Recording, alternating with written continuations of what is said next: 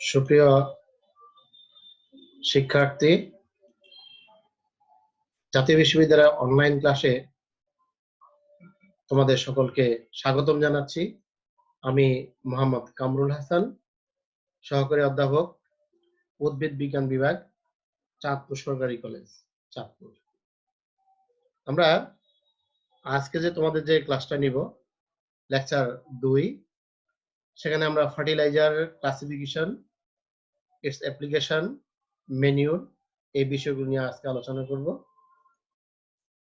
আমরা প্রথমে জানতে চাচ্ছি সার। সার কি?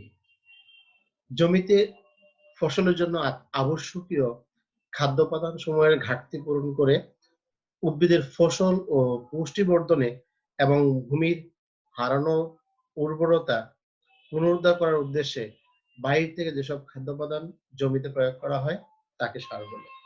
তাহলে বোঝাই যাচ্ছে যে আমাদের জমিতে একটি ফসল উৎপাদনের জন্য জমি থেকে উদ্ভিদ পুষ্টি গ্রহণ করে কিছুটা হলেও সারের ঘাটতি তৈরি হয়। পরবর্তী ফসল উৎপাদনের জন্য বাহ্যিকভাবে বেশ কিছু পুষ্টি উপাদান পরবর্তী ফসল উৎপাদনের জন্য সহায়ক হিসেবে প্রদান করা হয়, আর সেই উপাদানগুলিকে আমরা সার বলছি। এই সারের আমরা যদি খেয়াল করি, জৈব সার এবং অজৈব সার দুই ক্যাটাগরি সার পাওয়া যায়। জৈব সারের মধ্যে একটা অংশ হচ্ছে উদ্ভিজ্জ, একটি হচ্ছে প্রাণীজ, একটা অনুজীব সার। আর অজীবের মধ্যে রাসায়নিক, যেটা মৌলিক রাসায়নিক একটি, একটা জৈব রাসায়নিক। মৌলিক রাসায়নিকের মধ্যে একটি হচ্ছে নাইট্রোজেন ঘটিত, আরেকটি হচ্ছে ফসফরাস ঘটিত, আরেকটি হচ্ছে পটাশ ঘটিত সার।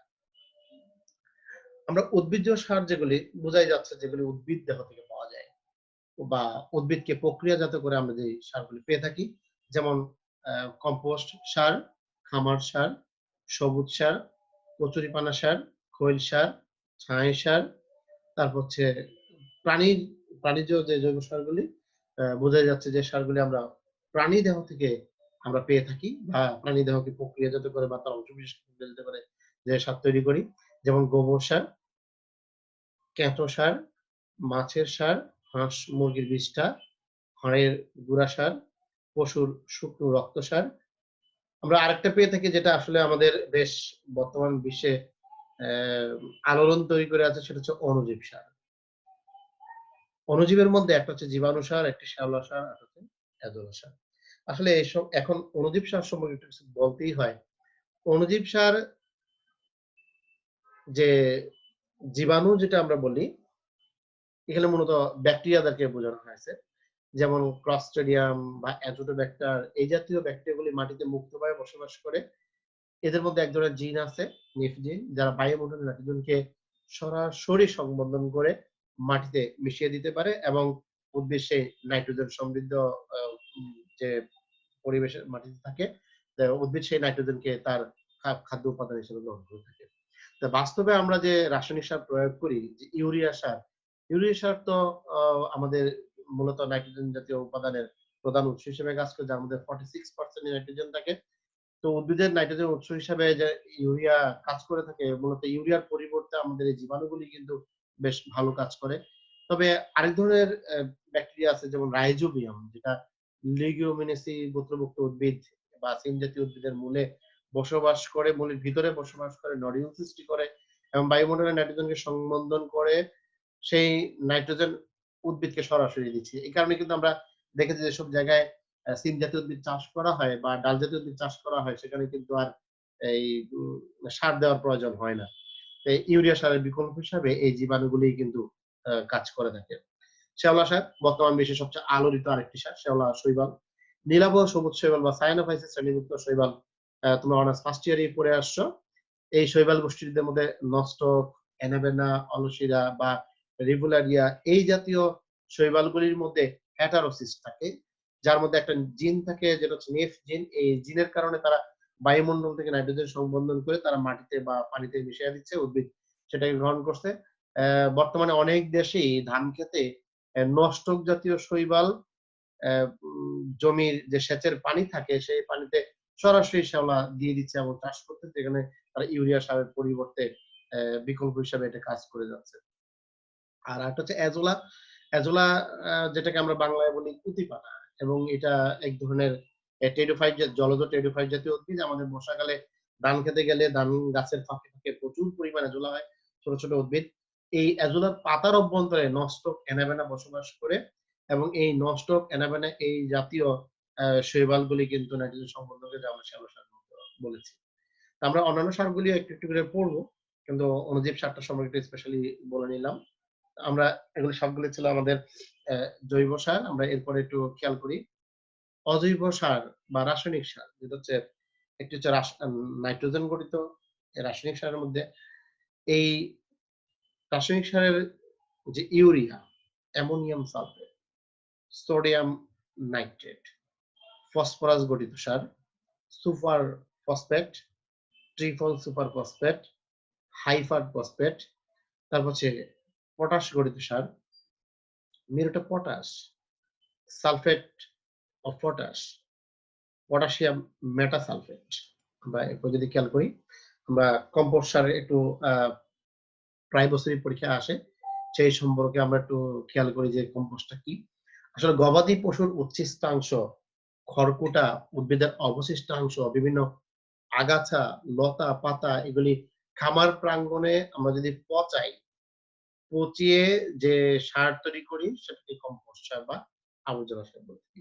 আমাদের স্ক্রিনে কিন্তু পাশেই একটি কম্পোস্টের গাদা আমরা দেখতে পাচ্ছি কিভাবে কম্পোস্ট সার তৈরি করেছে এবং তার থেকে কিন্তু এই অলরেডি কম্পোস্ট সরাইয়ে ফেলে মানে কম্পোস্ট সার পরিণত হয়ে গেছে। সেখান থেকে নিয়ে জমিতে দেওয়ার উপযোগী হয়েছে যেহেতু জমিতে দেওয়ার প্রস্তুতি নিচ্ছে কৃষকরা। আমরা এরপরে খেয়াল করি এই কম্পোস্ট সার আমরা কিভাবে তৈরি করব। কম্পোস্ট তৈরি করতে গেলে আসলে কম্পোস্ট ২ ধরনের জায়গায় তৈরি করা যায়। সেখানে একটু গর্ত করেও করা যেতে পারে, আবার একটু উঁচু জায়গায় করতে পারে। সাধারণত আ পুকুর পাড়ে বা খালের পাড়ে না করাটাই ভালো। তে একটু উঁচু জায়গায় করাটা সবচেয়ে ভালো যেখানে আমরা দৈর্ঘ্য ৩ মিটার, প্রস্থ ১.২৫ মিটার এবং গর্তটা ১ মিটার আমরা অনুপাতে করে নিতে পারি। তবে চাইলে একজন কৃষক তার চাহিদা মাফিক বা প্রয়োজনীয় উপাদান প্রেক্ষাপটে দৈর্ঘ্য, প্রস্থ, উচ্চতা কম বেশি করে নিতে পারে রেশিওটা ঠিক রেখে। খামারে পাওয়া আবর্জনাগুলি গর্তে স্তরে, স্তরে বিছানো হয় এবং প্রতি স্তর বিছানোর পর গোবর গোলা পানি অর্থাৎ গোবর এবং পানি মিশ্রিত যে উপাদানটা তৈরি হয়, টকটকে উপাদান সেটা ওই প্রতিটা স্তরের উপরে বিছিয়ে দিতে হয়। এভাবে ১ম স্তরের উপর ২য় স্তর। তবে স্তরগুলিতে আমরা যেটা দেখে থাকি যে উপাদানগুলি দিতে হবে আমরা কম্পোস্ট সারের মধ্যে সেখানে আমরা যদি দেখি যে বিভিন্ন ধরনের খড়কুটা থাকতে পারে, হেলেঞ্চা থাকতে পারে, উচ্ছিষ্ট থাকতে পারে, আখের ছোবড়া থাকতে পারে, লতাপাতা থাকতে পারে, কলার খোসা, পাতা, কচুরিপানা, টোপাপানা বা খুদিপানা অ্যা এই জাতীয় উপাদান এমনকি গম বা ধান, পাট এগুলির অ্যা অ ফসলের অবশিষ্টাংশগুলি বা খড়কুটাগুলি আমরা দিতে পারি প্রতিটা স্তর তৈরি করার জন্য। প্রতি স্তর ঠেসে উপরে ১.৫ সেন্টিমিটারের মাটির প্রলেপ দিতে পারলে ভালো। এবার গর্ত ভরাট না হওয়া পর্যন্ত আমরা যদি খেয়াল করি, সেখানে অ্যা এই আবর্জনাটা আমাদের ফেলতে হবে এবং গর্ত ভরাট করতে হবে। এরূপ প্রায় প্রতি টন আবর্জনার সাথে আমরা ১ থেকে ২ কেজি ইউরিয়া সার ব্যবহার করলে জীবাণুঘটিত পচন ক্রিয়া ত্বরান্বিত হতে পারে। কিছু টিএসপি সার ব্যবহার করলে সারের উৎকর্ষতাও বাড়তে পারে। আর গর্ত ভরাট যদি হয়ে যায়, তাহলে আবর্জনার স্তর মাটি থেকে ৩৫ সেন্টিমিটার উঁচু হয়ে গেলে তার উপর গোবর গলা মাটি অর্থাৎ গোবর, মাটি বা পানি মিক্সড করে একটা প্রলেপ দিয়ে একদম উপরে প্রলেপ দিয়ে দিতে হবে, একটা আবরণ তৈরি করে এবং এর উপরে পানি ছিটিয়ে দিয়ে জৈব রাসায়নিক পদার্থের পরিমাণটা যাতে ৬০ থেকে ৭০ ভাগ থাকে সেটা খেয়াল রাখতে হবে। এবং এই কম্পোস্ট সার আমরা তৈরি করলাম কিন্তু অ্যা মাসখানেক পরে ভিতরের উপাদানগুলো একটু ওলটপালট করে দিলে অ্যা আবার মাসখানেক পরে এভাবে যদি আমরা একটু ওলটপালট করে দিই, তাহলে কিন্তু নিচের উপাদান উপরে, উপরের উপাদান নিচে মিশলো এবং কম্পোস্টটা ভালো মানের হলো। কম্পোস্ট তৈরি করলে হবে না। এই কম্পোস্টের বেশ কিছু উপকারিতা আছে। আর উপকারিতা আছে বলেই কিন্তু আমরা কম্পোস্ট সার তৈরি করতে যাচ্ছি। প্রথমত হচ্ছে কম্পোস্ট আমরা সব খড়কুটা উপাদানগুলো যখন একটা জায়গায় নিয়ে আসছি, আমাদের পরিবেশ কিন্তু পরিচ্ছন্ন থাকছে। আর এই সার জমির জন্য তেমন কোনো ক্ষতিকর না। ক্ষতিকরই না। কারণ কি? এটাতে আমরা কোনো রাসায়নিক তেমন কোনো উপাদান দিচ্ছি না। আ মূলত আমরা যে ইউরিয়া সারটা মাঝখানে দিচ্ছি একটু আ কাদা তৈরি করার সময়, সেটা হচ্ছে যে উপাদানগুলো দিচ্ছি সেই উপাদানগুলি পচন পচন কাজ সম্পন্ন করার জন্য। এটা একটা হলো জৈব সার, যেটা মাটির জন্য অত্যন্ত উপকারী। এটা বেশি পরিমাণেও যদি আমরা জমিতে দিই তাতেও ক্ষতি নেই। আর এটা উৎপাদন ক্ষমতাও কিন্তু ফসলের বাড়াতে সহযোগিতা করে। মাটিতে যে জৈব পদার্থের পরিমাণটা বাড়ে, মাটির ভৌত গুণাবলীটাও কিন্তু সেখানে উন্নত হয়। আর মাটির পানি ধারণ ক্ষমতা, বায়ু চলাচল অর্থাৎ সোজা কথা হচ্ছে মাটিতে অ্যা এমন একটা অবস্থান তৈরি করে সারগুলি উর্বরতা তৈরি করে যেখানে উদ্ভিদের বৃদ্ধি, বিকাশে ফুলের আগমন এবং ফসল উৎপাদনের একটা আবহাওয়া তৈরি করে একই সময়ে সবগুলি তৈরি হয়। এতে গুণগত মানও ঠিক থাকে। কম্পোস্ট প্রয়োগে শাক-সবজি এবং ফলের উৎপাদনটাও বাড়ে। আ আর অনেক সময় স্বাদ বাড়ে।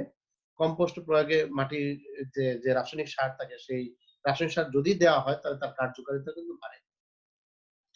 আমরা এরপরে খেয়াল করি কম্পোস্ট সার উৎপাদন করব কিন্তু এতে কিন্তু কিছু সমস্যা আছে। এই সমস্যাগুলো উতরিয়ে আমাদের কম্পোস্ট সার তৈরি করতে হবে। যেমন কম্পোস্ট হইছে একদিন পচতে একটু সময় লাগে। এ অস্বাস্থ্যকর পরিবেশ অনেক সময় হচ্ছে কি একটু গন্ধ হয় যেহেতু ময়লা আবর্জনাগুলি একত্র করতে। এজন্য বাড়ি থেকে একটু দূরে করাটাই ভালো। আ এরপর হচ্ছে কম্পোস্টের উপকারিতার বিষয়ে অনেক সময় অনেক কৃষক কম জানে বা সচেতনতাও কম থাকে। এইজন্য এই ক্ষেত্রে এই সমস্যাটাও তাদের সমাধানের ভিত্তি খেয়াল রাখতে হবে। আর এই কম্পোস্টের বিষয়ে যে পরিমাণ আমাদের সরকারের পৃষ্ঠপোষকতা বা আনুকূল্য থাকা দরকার অপেক্ষাকৃত কম আছে। আমরা এবার কম্পোস্ট সারের পরে আমরা চলে যাই সবুজ সারে। সবুজ সার সেখানে হচ্ছে নাম থেকে বোঝা যাচ্ছে যে উদ্ভিদ এর দ্বারা তৈরি সার। বিষয়টা এমন যে জমিতে সবুজ শস্য, গাছের পাতা অথবা শন, মটর, বরবটি প্রভৃতি শস্য চাষ করে কচি ও সবুজ অবস্থায় সেই জমিতে মিশিয়ে যা সার তৈরি করা হয় তাকে বলা হচ্ছে সবুজ সার। আমরা স্ক্রিনে একটা ছবি দেখতে পাচ্ছি যে এটা উম সম্ভবত ডাল জাতীয় উদ্ভিদের একটা ফসল তৈরি করা হয়েছে। এইটাকে মেশিন দিয়ে সব উম অ্যা গাছগুলি কেটে ফেলা হচ্ছে এবং জমিতেই মিশিয়ে দেওয়া হচ্ছে মেশিনের সাহায্যে। হ্যাঁ? তো এটা বোঝাই যাচ্ছে যে সবুজ সার কি ধরনের। তবে সবুজ সার যেকোনো গাছ দিয়ে তৈরি করলে হবে না। সেই উদ্ভিদে কিছু ক্যারেক্টার থাকতে হবে। যেমন সবুজ সার উদ্ভিদ গুলি অত্যন্ত ডালপালা থাকতে হবে। আর গাছগুলির কাণ্ড, পাতা বেশ নরম হতে হবে যে সহজে কেটে মাটিতে দিয়ে দিলে মিশে যায়। আর অনুর্বর জমিতে জন্মাবার মতো তার ক্ষমতাও থাকতে হবে। জমিটা অনুর্বর কিন্তু তার জন্মানোর ক্ষমতা এখানে থাকতে হবে। অর্থাৎ প্রতিকূল পরিবেশ টিকে থাকার ক্ষমতা তার থাকতে হবে। উদ্ভিদের আকৃতি দ্রুত বর্ধনশীল হতে হবে। কারণ দ্রুত বাড়বে, বাড়ার পরে কেটে জমিতে মিশাইয়া দিবে। তাহলে সে সারে পরিণত হবে। শিকড়ের মধ্যে নডিউল সৃষ্টি করার ক্ষমতা থাকতে হবে।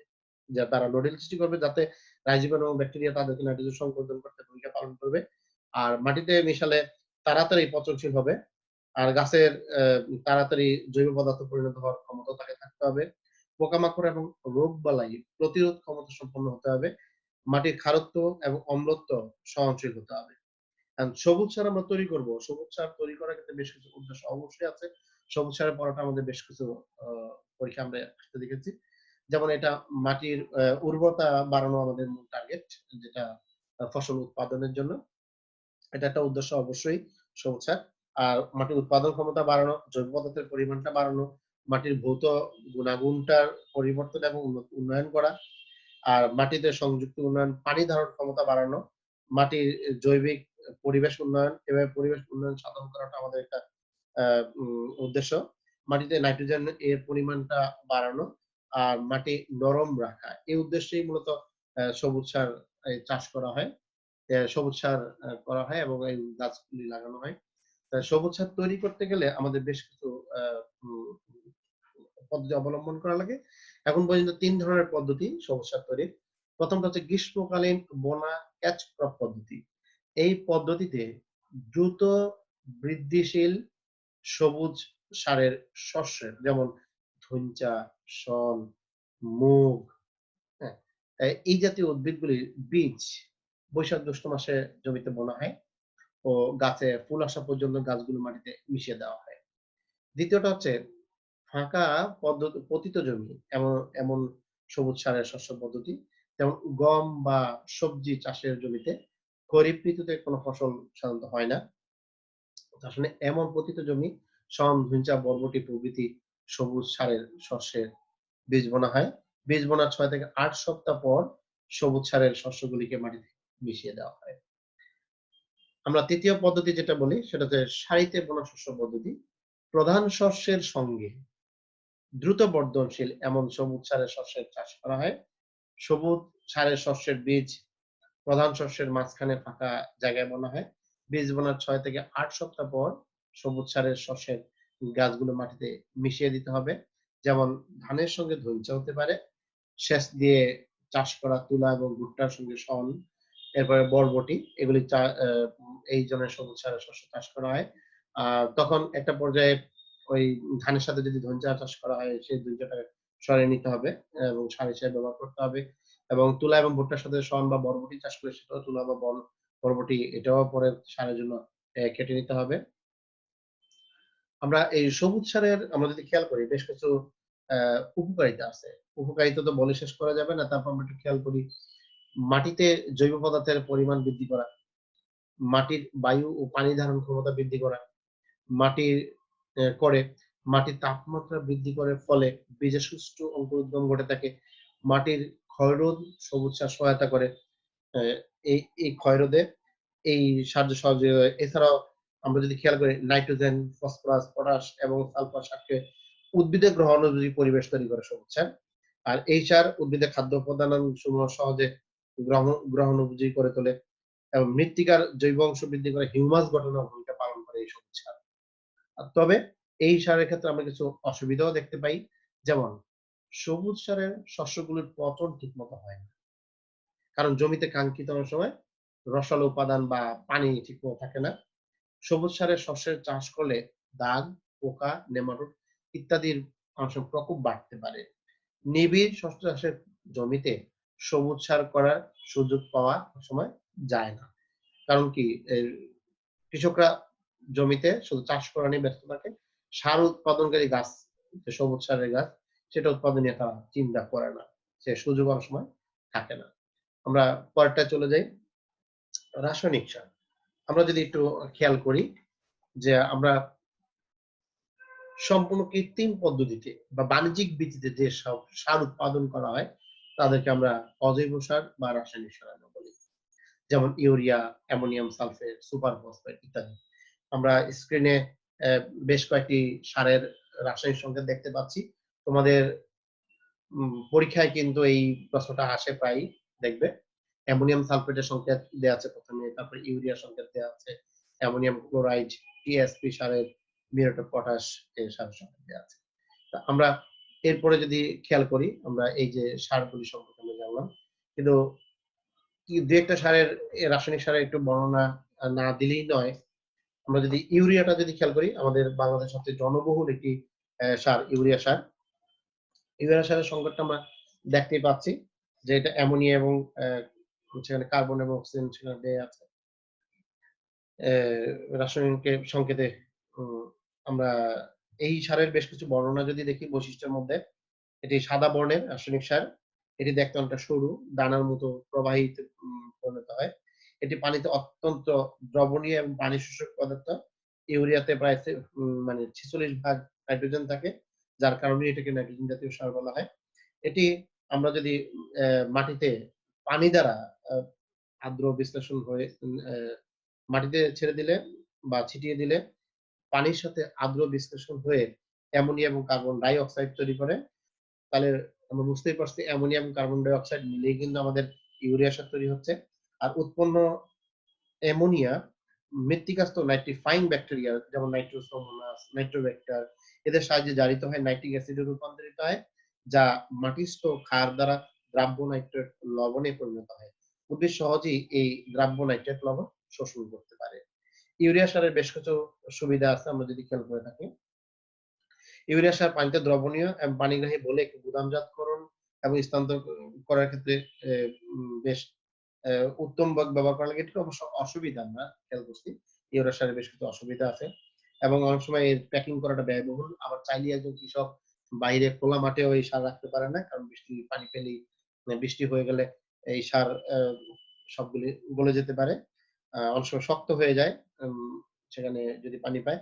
আর অন্যান্য নাইট্রোজেন সারের তুলনায় ইউরিয়া খুব কম শোষিত বলে অতি অল্পতায় সেটা তাপে এটা বিয়োজিত হয়ে অ্যামোনিয়া উৎপন্ন করে, এতে নাইট্রোজেনের পরিমাণ তখন কমে যায়। ইউরিয়া সারটা আমরা আমরা যদি জমিতে দিতে যাই সেক্ষেত্রে হাতে ছিটিয়েও দিতে পারি। আবার মেশিন মাধ্যমেও যেতে পারি। আর ইদানিং তো বাজারে গুটি ইউরিয়া পাওয়া যায়। সেখানে যদি আমরা সারিবদ্ধভাবে কোনো ফসল চাষ করি সেখানে গুঁটো ইউরিয়া গাছের গোড়ার কাছে জায়গায়, জায়গায় আমরা দিয়ে যেতে পারি ছিটিয়ে না দিয়ে। আবার অনেকে প্রয়োজনে পানির সাথে মিশিয়েও কিন্তু মেশিন দিয়ে ছিটিয়ে ইউরিয়া সার দেওয়া হয়। তবে সরাসরি যদি উদ্ভিদের গাছে পাতায় বা নরম কাণ্ডে যদি ইউরিয়া সার বা যেকোনো রাসায়নিক সার লাগে সেক্ষেত্রে কিন্তু গাছের ক্ষতি হতে পারে। সেটা আমাদের একটু খেয়াল রাখতে হবে। তো ইউরিয়া সারের আমরা যদি খেয়াল করি বেশ কিছু উপকারী দিকগুলি হচ্ছে এটা পানিতে দ্রবণীয় এটা জানি। তবে এর কঠিন দানাগুলি সহজেই মানে শিল্প উৎপাদন করা যায় এবং সার পানিতে তাৎক্ষণিকভাবে দ্রবীভূত হয়। ফলে জমিতে ব্যবহার করলে দ্রুত গতিতে আর্দ্র পরিবেশে বা মাটিতে মিশে উদ্ভিদের গ্রহণ উপযোগী হতে পারে এবং আমরা জমিতে ছিটিয়ে দেওয়ার পরে বা জমিতে সার প্রয়োগ করার সাথে সাথেই আমরা ফলাফল পেতে পারি অল্প অল্প সময়ের মধ্যেই। তো ইউরিয়া সারের মাধ্যমে কোন প্রকার অগ্নি বা বিস্ফোরণ অনেক সময় বিস্ফোরণ সম্ভব নয়।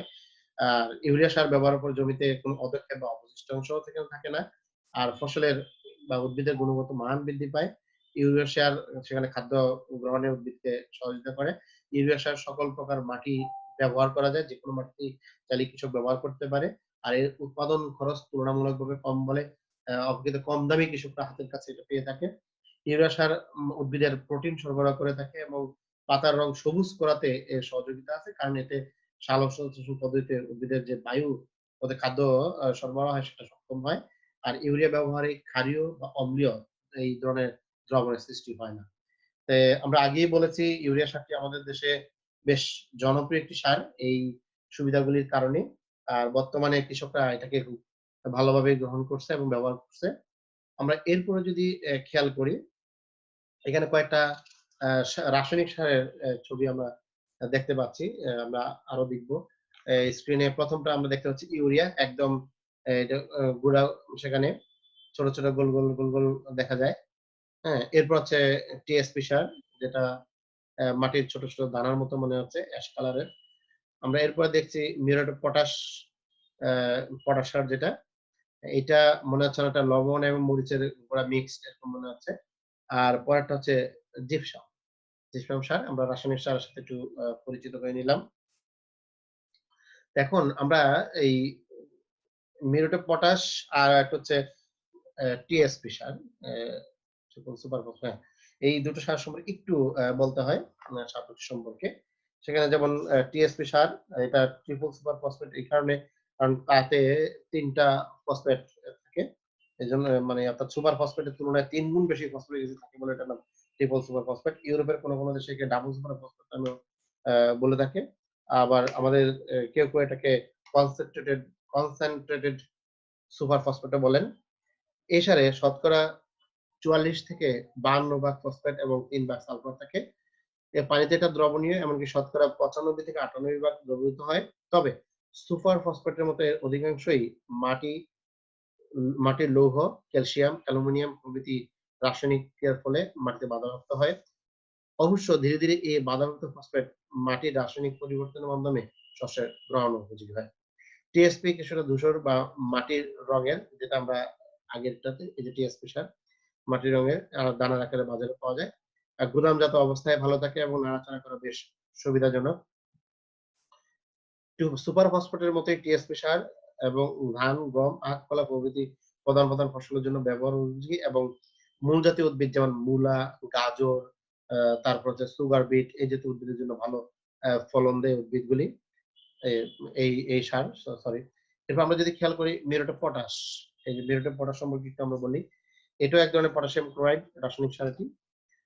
এবং বাজার এবং সার ব্যবহারকারীদের মধ্যে এটা মিউরেট অফ পটাশ নামে পরিচিত। এটা সূক্ষ্ম দানা বিশিষ্ট ফ্যাকাশে লালচে বা সাদা রঙের একটি সার। এটি বেশিদিন মোজামজাত করা অবস্থায় রেখে জমিয়ে রাখলে সেখানে শক্ত হয়ে যায়। শতকরা ৫০ থেকে ৫২ ভাগ পটাশ থাকে এর মধ্যে। পটাশ জাতীয় সারের মধ্যে পৃথিবীর সর্বত্র এটা বহুল প্রচলিত একটি সার। অন্যান্য সমজাতীয় সারের চেয়ে এটা আকারে সস্তা এবং জনপ্রিয়। প্রধান সব ফসলই এর ব্যবহার আছে। যেমন পাট, তুলা, গোল আলু, তামাকে বেশ ফলপ্রদ এটা। আমরা বেশ কিছু রাসায়নিক সার সম্পর্কে জানলাম। আমরা এরপরে রাসায়নিক সারগুলি টোটালি যে রাসায়নিক সার আমরা ব্যবহার করে থাকি আসলে কোন লক্ষ্যে বা তার উপকারিতাগুলি কি, কি? বর্তমান বিশ্বে সবচেয়ে মানে আমাদের কার্যকরী হিসাবে দ্রুত কার্যকরী সার হিসেবে আমরা রাসায়নিক সার ব্যবহার করি। অল্প সময়ে এর অভাব মানে প্রভাবটা পরিলক্ষিত হয়।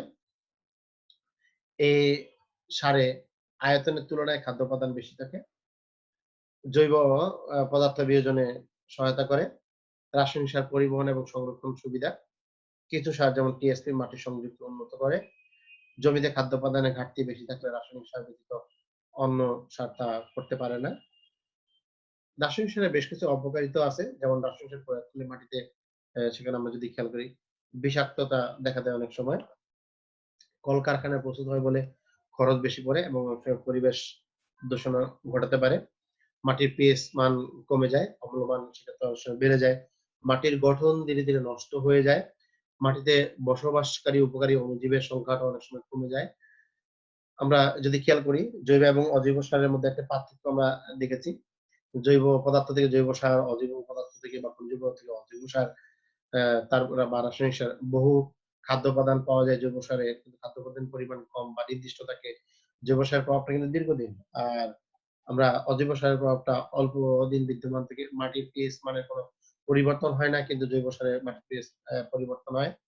এবং জৈব সার আমরা দেখেছি গাছের গোড়ায় বা পাতায় অতিমাত্রায় প্রয়োগ করলে ভূমি অর্জনের কোনো ক্ষতি হয় না। কিন্তু আ অজৈব সারে কিন্তু গাছের গোড়া বা মুখ পচে যেতে পারে এমনকি গাছে লাগলে গাছের পাতাও পুড়ে যেতে পারে। আমরা সার প্রয়োগ করি। আমরা উদ্ভিদে যে সার প্রয়োগের মাত্রা, জমিতে সার প্রয়োগের মাত্রা বেশ কিছু বিষয়ের উপর নির্ভরশীল। আমরা সার দিলেই হবে না। যেমন সার পরিশোষণের চাহিদা। অর্থাৎ উদ্ভিদ যে আমরা সার দিব, শস্যের জাত ভেদে এই চাহিদা হ্রাস বৃদ্ধি করতে পারে। সাধারণত উচ্চ ফলনশীল জাতের শস্য অধিক পরিমাণ সার পরিশোষণ করে বলে অধিক পরিমাণ সারের প্রয়োজন হয়। জমির উর্বরতা যে মাটি প্রাকৃতিকভাবে উর্বর সেখানে অবশ্যই সারের পরিমাণটা কম দিতে হবে। আর যে মাটি অনুর্বর বেশি সেখানে অবশ্যই সারের পরিমাণ বাড়াতে হবে।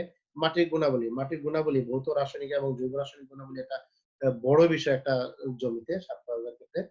সেটা যেমন বেলে প্রকৃতির মাটিতে বেশি পরিমাণ জৈব সার প্রয়োগ করতে হয়। আবার পলি এবং ক্ষার মাটিতে পটাশিয়াম গঠিত সার অ্যা মানে সেখানে কম দিতে হয়। লৌহ সমৃদ্ধ মাটিতে পটাশিয়াম সারের পরিমাণ বৃদ্ধি করতে হয়। চুনযুক্ত শুকনা মাটিতে একসাথে বেশি পরিমাণ ইউরিয়া সার সেক্ষেত্রে প্রয়োগ করা উচিত নয়। তাহলে মাটির গুণাগুণটা একটা বড় বিষয়। শস্যের বৃদ্ধির সময়। শস্যের যে শস্য যত সময় জমিতে অবস্থান করে তত বেশি পরিমাণ খাদ্য পরিশোষণ করে সেখানে সারের পরিমাণ কত বাড়াতে হবে এবং ঋতুভিত্তিক শস্যের চেয়ে বাৎসরিক শস্যের মধ্যে অধিক পরিমাণ সার প্রয়োগ করতে হয়। শস্যের প্রকৃতি আমরা যেমন ধানের জন্য যে পরিমাণ সার প্রয়োগ হয় পাটের জন্য কিন্তু সেই পরিমাণ সারের প্রয়োজন নাও হতে পারে। আবার আমি তো আগেই বলেছি যেমন সিম জাতীয় উদ্ভিদের ক্ষেত্রে অনেক সময় সার প্রয়োগই করতে হয় না। গাছ আর সারের গুণাবলী আমি কি সার দিচ্ছি সে সারের গুণাবলী একটা বড় বিষয় হয়ে দাঁড়ায়। আমরা এক্সাম্পল হিসেবে আমরা অনেক ফসলি জমিতেই আমরা সার প্রয়োগ করে থাকি। আর সবগুলি তো আমাদের এখানে বর্ণনা করা সম্ভব না। তবে আমরা উচ্চ ফলনশীল বোরো ধান, সেই বোরো ধানের সার প্রয়োগ মাত্রাটা আমরা একটু খেয়াল করতে চাচ্ছি। একর প্রতি যদি আমরা খেয়াল করি কি পরিমাণ আমরা সার দিব। গোবর সার যদি আমরা দেই ৩ টন দিতে পারি প্রতি একরে। ইউরিয়া সার ৮০ KG, TSP ৫০ KG, MP ৩৫ KG, gypsum ২০ KG, zinc ৪ KG. এটা উচ্চ ফলনশীল একটা বোরো ধানের ক্ষেত্রে আমরা চিন্তা করেছি। যেমন আমরা যদি গমের ক্ষেত্রে যদি আবার চিন্তা করি, সেখানে গমের ক্ষেত্রে প্রতি একরে আমরা গোবর দিব ২ টন, ইউরিয়া সার ৭০ থেকে ৮০ কেজি, টিএসপি ৫০ থেকে ৬০ কেজি, আর এমপি ২০ কেজি। তাহলে আরো অনেক ফসলই আছে যেগুলো আমরা একটু বই থেকে দেখে নিও। সবগুলি হয়তো আমাদের পক্ষে বর্ণনা করা সম্ভব না। আমরা সার প্রয়োগ করব। কিন্তু সার প্রয়োগের কিছু সময় থাকবে। সার প্রয়োগ আমরা যদি খেয়াল করি, সার যেমন সঠিক মাত্রায় এবং সঠিক পদ্ধতিতে প্রয়োগ করতে হয়, তেমনি সঠিক সময়েও প্রয়োগ করতে হয়। কোন সময়ে প্রয়োগ করব এটা অবশ্যই বেশ কিছু বিষয় আমরা আ যদি জমিতে যদি আমরা সময়মত সার ব্যবহার না করি, তাহলে কিন্তু আবার আ উদ্ভিদের বৃদ্ধি বিকাশে কিন্তু ব্যাঘাত ঘটবে না। একটা উদ্ভিদের ফুল চলে আসছে, ফল আসবে ওই সময়ে সার প্রয়োগ করে লাভ নেই। উল্টা ওই ফুলের উপর সার করলে ওটার গাছের ক্ষতি হতে পারে। বা একটা উদ্ভিদে ফল পাকছে এই সময় সার দিয়ে তো লাভ নেই। সার দিতে হবে আমার সময় আছে। তাই সার যে আমি দিব সেক্ষেত্রে কিছু বিষয় খেয়াল রাখতে হবে। যেমন মাটির প্রকৃতি, আর্দ্রতা এবং রাসায়নিক গুণাবলী, ব্যবহৃত সারের প্রকার এবং গুণাবলী, ফসলের শ্রেণীভেদ এবং এর বিভিন্ন বৃদ্ধি পর্যায়, আবহাওয়ার তারতম্য, উদ্ভিদের শিকড়ের প্রকৃতি, মৃত্তিকার খাদ্য সংযোজন ক্ষমতা। আমরা যদি এই বিষয়গুলি খেয়াল রাখি তাহলেই আমরা পারবো। মাটির প্রকৃতি যদি আমরা একটু খেয়াল করি আমি একটা পয়েন্টে। তো বেলে বা দোআঁশ মাটিতে নাইট্রোজেন সার ফসল বোনার আগে বা বোনার সময় প্রয়োগ করা উচিত নয়। নাইট্রোজেন একটি গতিশীল খাদ্য উপাদান। ফলে এরকম মাটিতে তা অতি সহজেই বৃষ্টি বা সেচের পানি ধুয়ে মাটির নিচে চলে যেতে পারে। এই হেতু নাইট্রোজেন সার এরূপ মাটিতে বর্ধিষ্ণু ফসলে ১ বার, ২ বার অথবা ৩ বার প্রয়োগ করা ভালো। পটাশ সারও এরকম মাটিতে বাড়ন্ত ফসলে প্রয়োগ করা উচিত। তবে তা ১ বার প্রয়োগ করা যেতে পারে। অন্যদিকে কাদা মাটিতে পটাশ সার ফসল বোনার আগে বা ফসল বোনার সময় প্রয়োগ করা যায়। সেই মাটিতে পটাশ স্থানান্তর না হয়ে বরং বন্ধনযুক্ত হয়ে মজুদ থেকে যায়। পরে উদ্ভিদ সেখান থেকে আস্তে, আস্তে আ তা থেকে গ্রহণ করে থাকে। তাহলে আমরা বুঝতে পেরেছি যে মাটির প্রকৃতি একটা বড় বিষয়। সেখানে যদি আমরা সারের ব্যবহারের সারের প্রকার এবং গুণাবলী বা আগে ব্যবহৃত সারের যেমন গোবর বা খামারজাত সার, হাড়ের গুঁড়া জমি ১ম বার চাষ দেওয়ার পরেই প্রয়োগ করাটা ভালো। এমনকি বর্তমান ফসলে ফল পেতে হলে হাড়ের গুঁড়া পূর্ববর্তী ফসলে ব্যবহার করা উচিত। যেহেতু সবুজ সার জাতীয় ফসলে ও কম্পোস্ট স্তূপে হাড়ের গুঁড়া ব্যবহার করতে হয়, করতে বলা হয়। উদ্দেশ্য সবুজ সার এবং কম্পোস্ট সার তৈরির প্রাক্কালে যে সময় অতিবাহিত হয় সে সময়ে এর মধ্যে শক্ত হাড়ের গুঁড়া পচিয়ে মজিয়ে এমন নরম হয় যে তা ফসলের সহজলভ্য হয়। উদাহরণ হিসেবে আমরা বলতে পারি সুপার ফসফেট, টিএসপি এবং পটাশ সার ব্যবহার করে সুফল পেতে হলে সেগুলি ফসল বোনার আগে দেওয়াটাই ভালো। অর্থাৎ শেষবারের মতো জমি চাষ এবং মই দেওয়ার সময় প্রয়োগ করা যায়। এছাড়াও আরো বেশ কিছু বিষয় এখানে আমরা বলেছি সার প্রয়োগ করার সময় প্রেক্ষাপটে। এরপরে যদি আমরা খেয়াল করি সার প্রয়োগ পদ্ধতি। আমি জমিতে সার দিব, সার কিভাবে দিব বা আমরা কি প্রেক্ষাপটে দিব সেগুলো আমরা একটু খেয়াল করছি। সঠিক পদ্ধতি সার প্রয়োগ করা একবারে একান্তই প্রয়োজন। অবশ্যই এটা আমাদের খেয়াল রাখতে হবে। উপযুক্ত সার সঠিক পরিমাণে যদি আমরা ব্যবহার করলেও যদি উপকৃত না হই বা সেক্ষেত্রে যদি আমরা সঠিক সময় না দিই, তাহলে পদ্ধতিগত কারণে অনেক সময় ভুল হতে পারে। আর আমরা এই ক্ষেত্রে যদি খেয়াল করি জমিতে প্রধানত আমরা ৪ টি পদ্ধতির সার দিতে পারি। একটা হচ্ছে হাতে ছিটানো পদ্ধতি। হাতে যেটা একজন কৃষক জমিতে হাতে ছিটিয়ে সার দিচ্ছেন। এই পদ্ধতির মধ্যে একটা হচ্ছে জমি তৈরির সময়ে সার প্রয়োগ, আর হচ্ছে ফসল জন্মানো অবস্থায় সার প্রয়োগ। জমি তৈরির সময় যেটা আমরা খেয়াল করি এই পদ্ধতিতে সারসমূহ জমির উপরিভাগে সমানভাবে ছিটিয়ে দিতে হবে। যেসব শস্যের বীজ ছিটিয়ে বপন করা হয় সেসব ক্ষেত্রে এই পদ্ধতি সবচেয়ে বেশি কার্যকর। সাধারণত গোবর সার, আবর্জনা, পচা সার, খৈল সার, জৈব সার জমি তৈরির ১ম দিকে এবং ১ম দিকে। ইউরিয়া, টিএসপি, পটাশ সার জমি তৈরির শেষ দিকে দিতে হয়। জমিতে লাঙ্গল দেওয়ার পরেই সার ছিটিয়ে দেওয়া ভালো। লাঙ্গল ও মই দিয়ে তারপরে মাটির সাথে মিশিয়ে দিতে হবে। আমরা লাঙ্গল এবং মই দেওয়ার পরে যদি আগে যদি আমরা সার দিয়ে নেই তারপরে মই দিলে কিন্তু সারটা পুরো জমিতে সমানভাবে ছড়ায় পড়ে। এবার আমরা খেয়াল করি ফসল জন্মানো অবস্থায় সার। ফসল জন্মাবে।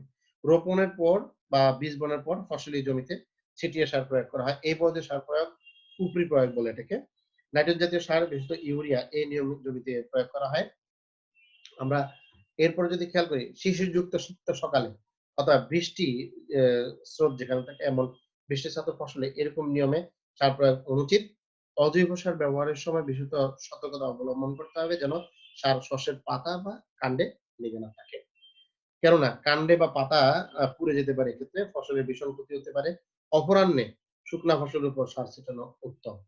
অর্থাৎ আমরা দিন শেষে সারাদিনে রৌদ্রের কারণে উদ্ভিদ যে রোদের উত্তপ্ততার কারণে পাতা কাণ্ড যদি পানিও থাকে তাহলে শুকিয়ে যায়। শুকানোর পরে সেখানে সার ছিটানোটা সবচেয়ে উত্তম। আমরা এরপরে খেয়াল করি এই যে আমরা হাতে ছিটানো পদ্ধতি সার এটার বেশ কিছু সুবিধা আছে। পদ্ধতিটি খুবই সহজ। সহজ পদ্ধতি যার কারণে কাজের অগ্রগতিটা অনেক অল্প সময়ে অল্প খরচে একজন কৃষক তার নিজের জমিতেই সহজেই সার প্রয়োগ করতে পারে।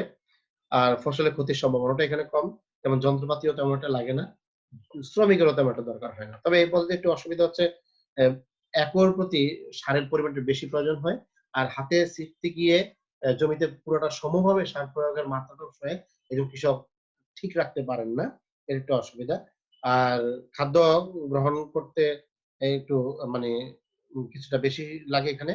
আর সারেরও একটু অপচয় হয় এই পদ্ধতিতে। আমরা এরপরে যদি খেয়াল করি স্থানীয় প্রয়োগ পদ্ধতি।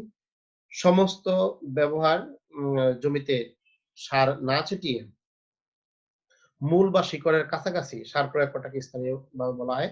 বর্তমান পৃথিবীতে এই পদ্ধতিটা সবচেয়ে বেশি জনপ্রিয়তা পেয়েছে। তবে এর মধ্যে আবার অনেকগুলি পদ্ধতি আছে। একটা ড্রিল পদ্ধতি, একটা ব্যান্ড পদ্ধতি, সারিতে প্রয়োগ, ফলার পিছনে প্রয়োগ, বল পদ্ধতি, রিং পদ্ধতি, গভীর প্রয়োগ পদ্ধতি।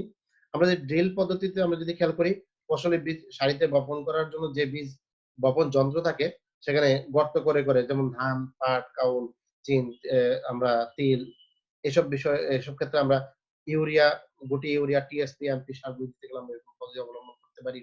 সারিতেও আমরা প্রয়োগ করতে পারি। হ্যাঁ? এরপর যদি আমরা খেয়াল করি তরল সার প্রয়োগ পদ্ধতি। তরল সার আমরা যদি খেয়াল করি, সেক্ষেত্রে আমরা একটা করতে পারি সরাসরি জমিতে। যারা অ্যানহাইড্রাস অ্যামোনিয়া বা অন্য কোনো তরল সার চাপ সহযোগে স্টিল বা অ্যালুমিনিয়াম ট্যাংকে রেখে অ্যা এর সাথে সংলগ্ন একটি নলের সাহায্যে ১০ থেকে ১৫ সেন্টিমিটারের নিচে আমরা প্রয়োগ করতে পারি জমিতে। আর যে সেচের পানির সাথে প্রয়োগ। আমরা যে ফসলের জমি যে সেচ দিব, সেই পানির সাথেই আমরা আমাদের যদি সারটা মিশিয়ে দিয়া দেই, এটা সবচেয়ে সুবিধাজনক। তাহলে পুরা জমিতেই সমহারে সার ছড়াইয়া পড়লে এতে অ্যা একজন কৃষকের অতিরিক্ত খরচ পড়ে না। আমরা এরপরে যদি খেয়াল করি ড্রিলিং পরে প্রয়োগ, এটা একটা প্রয়োগ আছে। আমরা আমরা যদি আরো খেয়াল করি বিশেষ পদ্ধতি। বিশেষ পদ্ধতি হচ্ছে একটা হচ্ছে সেচের পানির সাথে আমরা যদি প্রয়োগ করি, আরেকটা হচ্ছে বুস্টার পদ্ধতি। বুস্টার পদ্ধতি আমরা যদি একটু খেয়াল করি, এই পদ্ধতিতে নির্দিষ্ট অনুপাতে সার পানিতে দ্রবীভূত করে চারা রোপণের পরপরই চারার গোড়ায় প্রয়োগ করা হয়। সবচেয়ে বেশি ব্যবহৃত দ্রবণটি হলো ডাই অ্যামোনিয়াম ফসফেট এবং মনো পটাসিয়াম ফসফেটের মিশ্রণ দ্রবণ। এই দুটি সার এমন অনুপাতে মেশানো হয় যে নাইট্রোজেন, ফসফরাস, পটাশিয়াম অনুপাতটা ১:৫:২ অনুপাতে থাকে। আরো একটি পদ্ধতিও বিশেষের মধ্যে আছে যেটা হচ্ছে বায়বীয় আকারে প্রয়োগ। আমরা বায়বীয় আকারেও প্রয়োগ করতে পারি। তা আমরা যদি খেয়াল করি আজকে আমরা যে লেকচারটা দিলাম আ সেখানে আজকে আমরা যেসব বইয়ের সহযোগিতা নিয়েছি, 'ইন্ট্রোডাকশন টু বাংলাদেশ এগ্রিকালচার' আ আব্দুল আলীম স্যারের লেখা বই। এরপর হচ্ছে 'propagation of horticulture' Adriance and F R বিশনের লেখা বই। 'Agronomy and horticulture and afforestation' লেখক হচ্ছেন মোহাম্মদ এমডি জিল্লুল বারী, আ আরেকজন হচ্ছেন মোহাম্মদ মাহফুজুর রহমান খান স্যার। আর আরেকটা বই হচ্ছে 'অ্যাগ্রোনমি অ্যান্ড হর্টিকালচার' যেখানে জীবন কৃষ্ণ সাহা স্যার এবং সুনির্মল বসু চন্দ্র বসু স্যার লিখেছেন। সুপ্রিয় শিক্ষার্থীবৃন্দ, আ আজকের ক্লাস তোমাদের এখানেই সমাপ্তি। তোমরা সবাই ভালো থেকো, সুস্থ থেকো। সবার মঙ্গল কামনা করে ধন্যবাদ সবাইকে।